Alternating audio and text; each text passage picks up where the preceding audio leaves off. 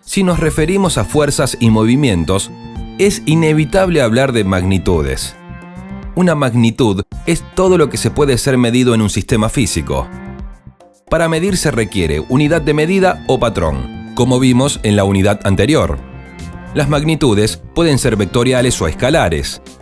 Las magnitudes escalares se caracterizan por expresarse por un número y una unidad.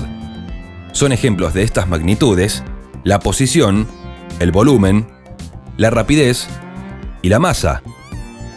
Las magnitudes vectoriales también se caracterizan por un número y una unidad, pero además por un sentido y una dirección.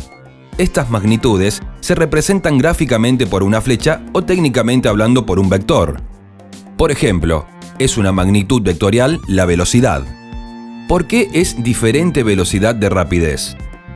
Para describir un movimiento necesitamos definir una cantidad que tenga en cuenta la dirección y el sentido. La rapidez es el módulo de la velocidad. Velocidad, rapidez. En el fondo siempre estamos hablando de cuerpos que se mueven.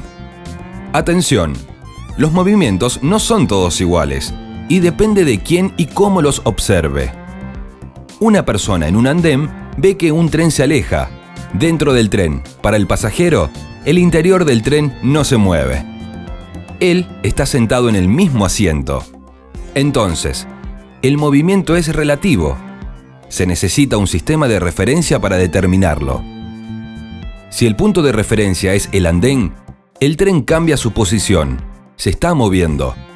Si el punto de referencia es dentro del tren, lo que se estaría desplazando es la estación que queda a sus espaldas.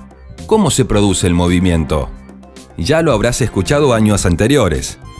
El movimiento se produce por interacción.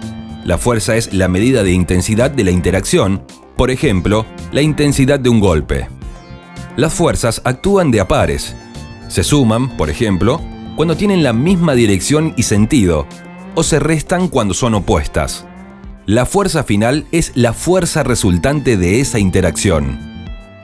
Por último, acordate de que las fuerzas pueden ser de contacto, por ejemplo, fuerza de rozamiento, o ser fuerzas a distancia como la atracción gravitatoria.